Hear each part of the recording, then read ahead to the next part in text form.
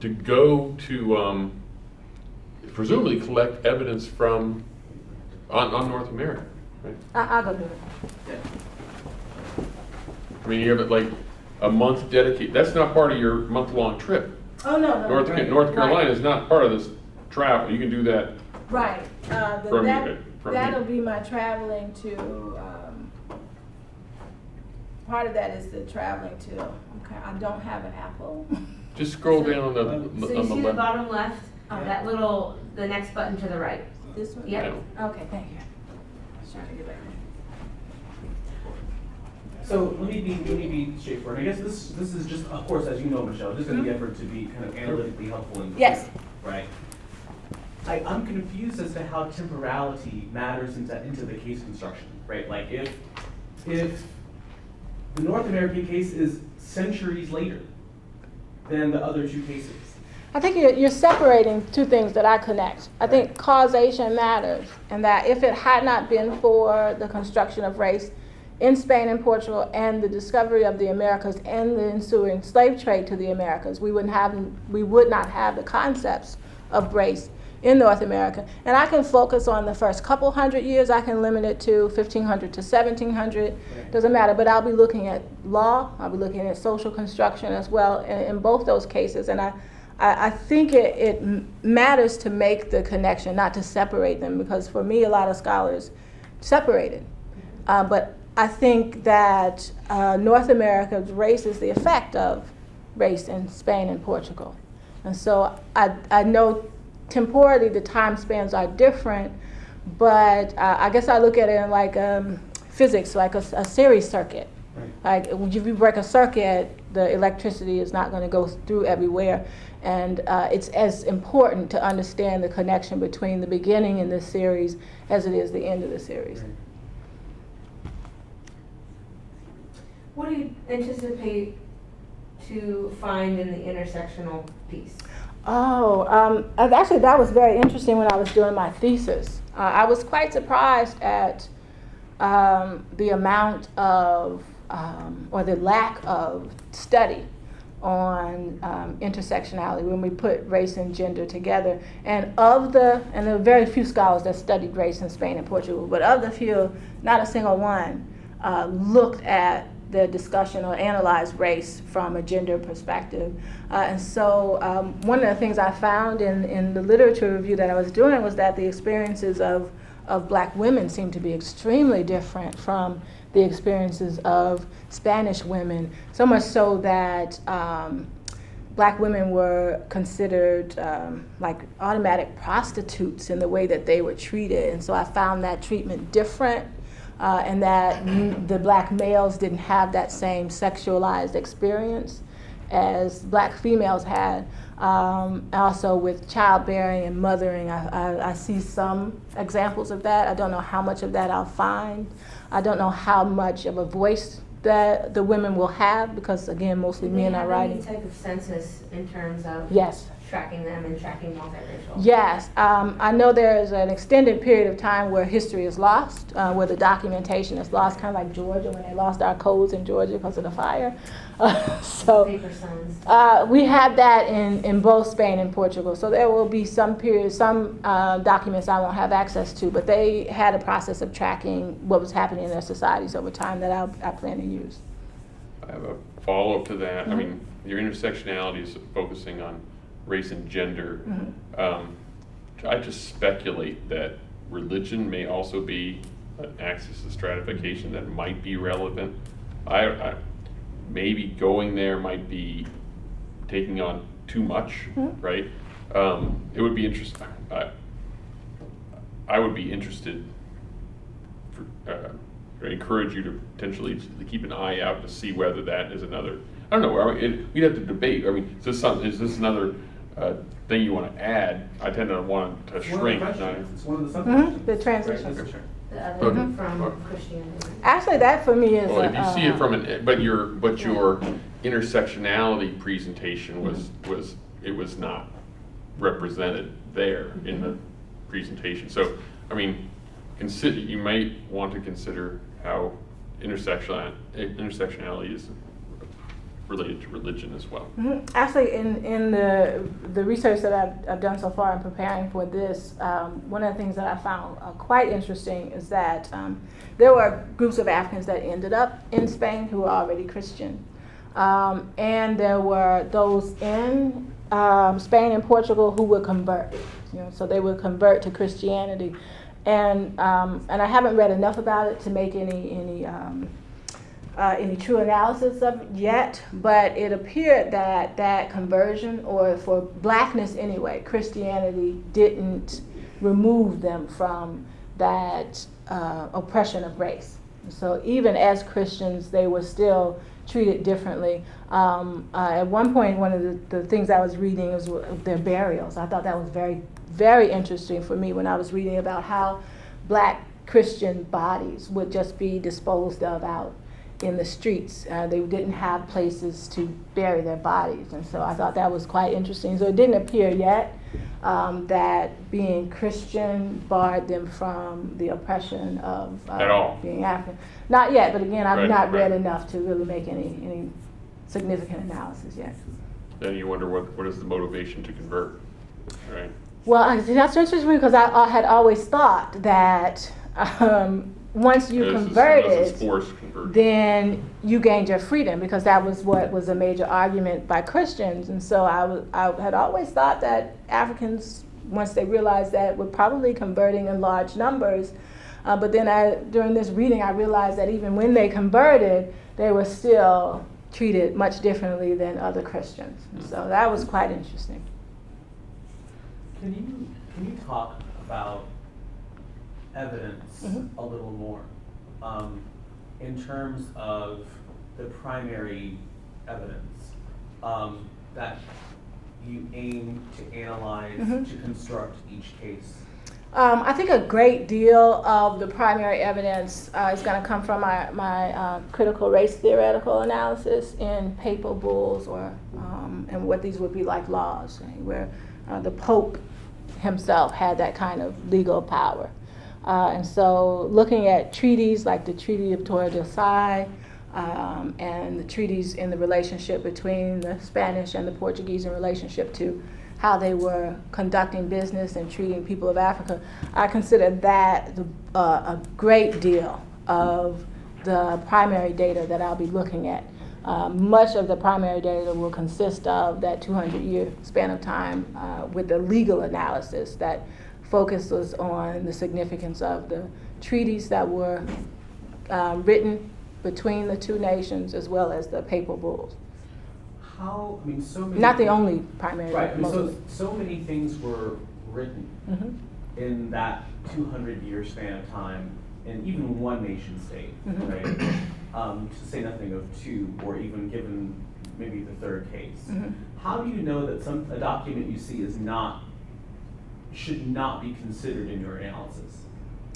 Right. So, what is the criteria for determining that you should look at a given document? Like, how are you shaping the evidentiary structure of each case? Are you talking about specifically the legal analysis, or Right, anything? whether it's the legal documents or first-person accounts, right, or de las casas, right, or Historians, secondary. yeah, well, I'm thinking You're of the primary. I know, but you're stuff saying written during historians that written. period. Right. You're saying about historians that were writing at that time. Yes. Right. So how do you know that? Is it just kind of anything I can find? Or is it like, is there a boundary around, this kind of document should not be considered? I have not yet created any boundaries because I want to be able to find race in places where, maybe we have yet to look. A lot of my path was guided by other people.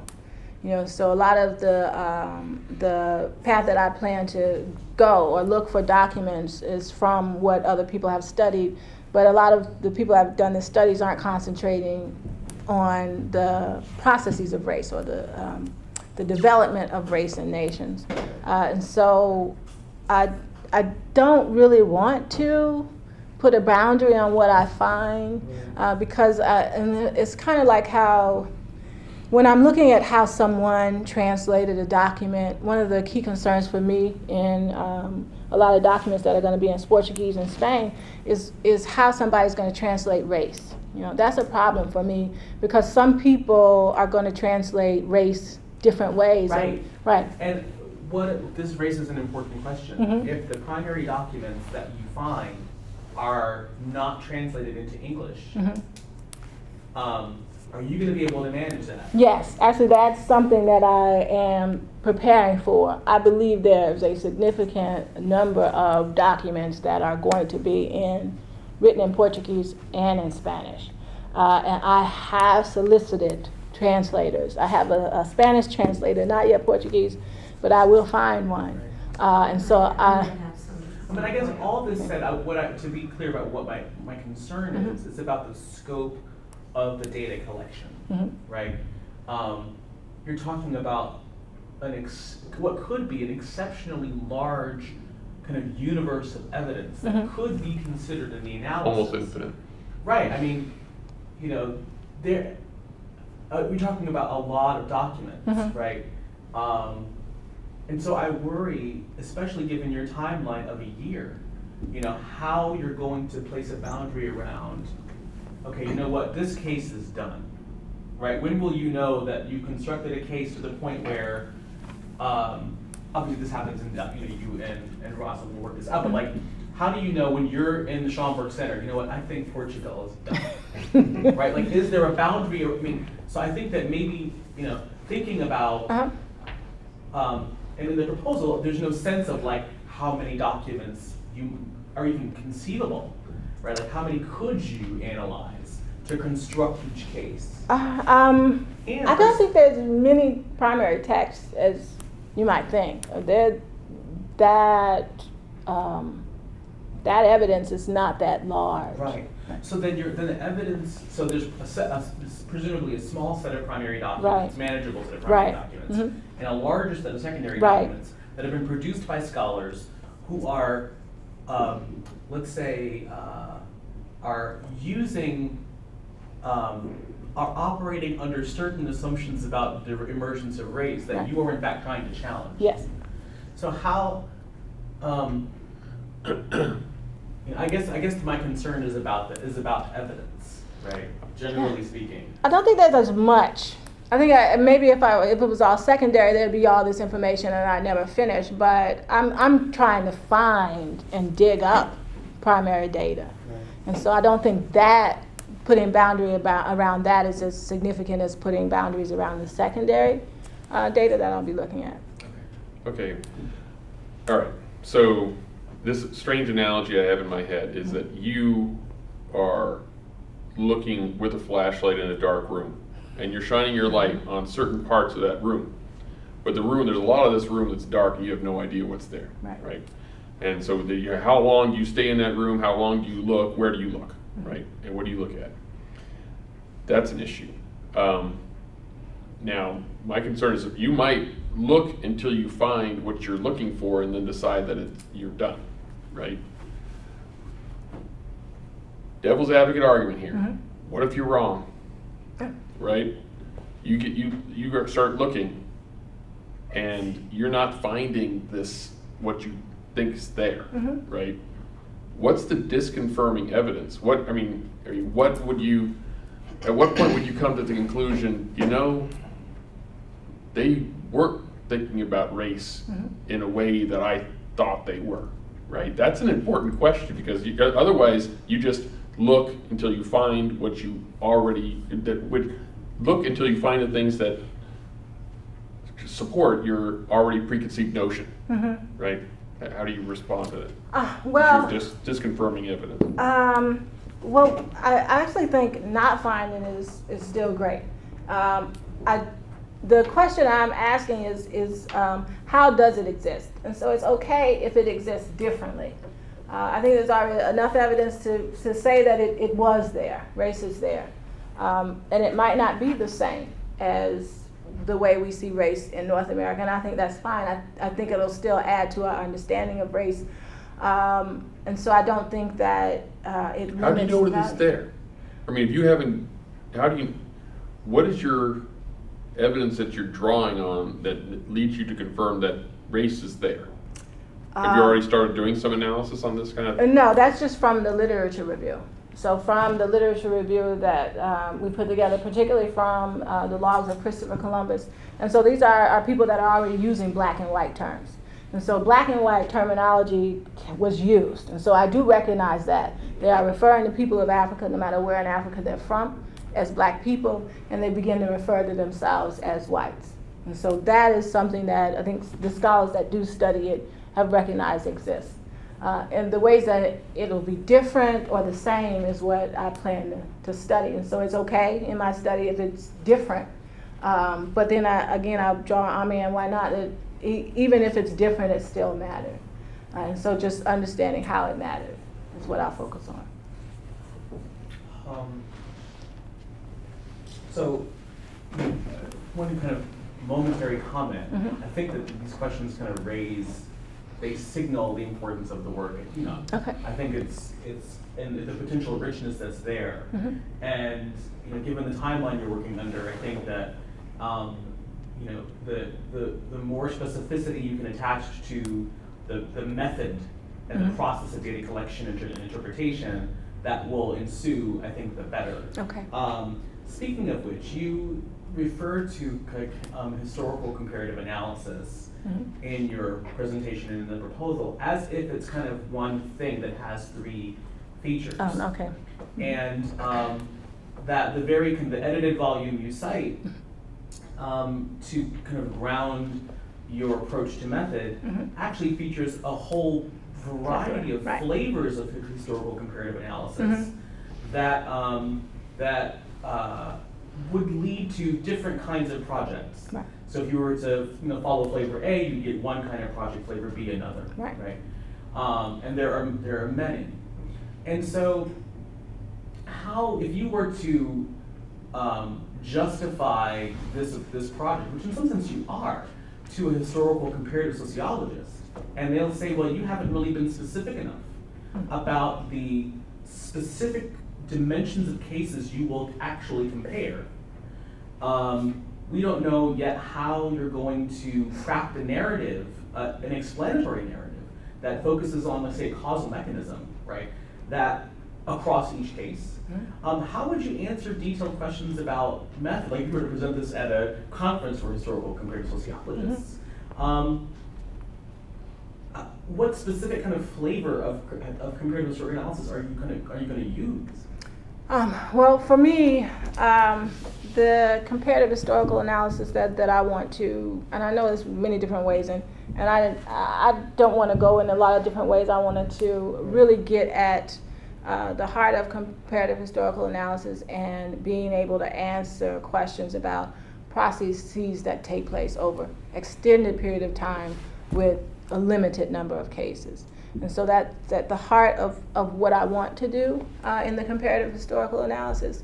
And I think what's different about this case, and I think that might be why it may end up so challenging, is the systematic and contextualized comparison is actually beginning with North America, and it is going in reverse. And so I guess my chore would then be to convince comparative historical scholars that this process in reverse matters as much as if I were doing it in the opposite direction. I have a follow-up to this. All right. So history is not widely considered. It's considered by many to be a humanities, not a social science. Right? They're gathering information, and that gathering of information, a historical record, whatnot, is of value in and of itself, right? Sociology, this one gets me back to my first question, and it's directly linked to what you're talking about. Sociology does more than just gather evidence, right? So that, to move this from a historical treatment of some primary sources, if it was a historical dissertation, I'm going to examine what is in these historical documents with the lens focusing on the definition of race, emergence of race, or that's history. Sociology is doing what you're suggesting, taking a particular social scientific method and applying it systematically to that evidence, Right. which is a greater challenge than just saying, let's see what's there, right? Because if nobody's ever looked at these historical documents and they want to see what's there with this question in mind, that's history. But you're right, when it is the social scientists will say, what was your methodology? It's not just a fact-finding mission, there's an interpretive analysis going on. So I think you're right that it's underdeveloped. We don't know what the methodology is, but I don't know. But We know you're going I to know, well, okay. we know you're going to focus on a process of Mhm. racialization. We know you're going to focus on a kind of a contextual comparison of cases. Mhm. But you know, one of the questions that emerged for me in reviewing the proposal for today was, do you have comparable evidence across the cases in specific time periods to justify a certain comparison? Say, for example, let's say in the case of Portugal in 1340, you find this fantastic papal decree, right? A papal bull that talks about, you know, how these colonizers are supposed to, these kind of travelers are supposed to engage and talk about the people that they're finding, right? But yet, and let's say that that particular papal bull had a special import in Portugal, but you can't find any evidence to support whether or not that papal bull mattered in Spain. So how are you to how are we to assess your ability to make those systematic comparisons across cases when we're not sure what dimensions of the cases will feature prominently in your narrative, and whether or not there's evidence, primary or secondary evidence, that would allow you to make a claim about that particular feature of the case?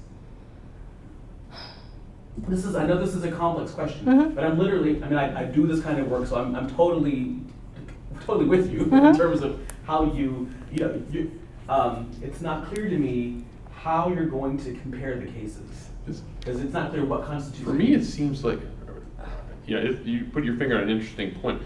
I think of this as comparing Spain and Portugal to North America, but you're getting at, to what degree are you comparing Spain to Portugal? I don't. Right? I didn't plan on doing What's that? So That's not my plan. So, but you have them in separate columns here, so they're seen as distinct. So Yes. is it really a comparison of Spain and Portugal and how it was represented in those two countries? Is there one case or is there two? You've framed it as if there's two distinct cases, Yes. and they're all Spain is one case, Portugal is another case.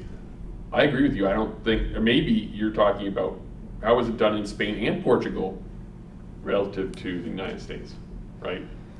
Well, I was not thinking along the lines of trying to compare Spain to Portugal. I was simply thinking along the lines of what race is and if it is, and then beginning that research process from there. And so I guess I don't have well-defined parameters because I don't know what I might find, and I'm worried that if I limit how I search, it may prevent me from seeing things that exist. So I guess I'm not quite sure. I'm a historian first. I don't know if you all knew that, but that's what I do. I Don't love tell history. me that in your dissertation defense. Don't say that. No, that's I'm what only half that's what I kidding about began that in. because your PhD is going to say PhD in sociology. No, Right. but it wasn't enough for me. That's why I became a sociologist, All right. because just telling people what happened was not enough. I needed to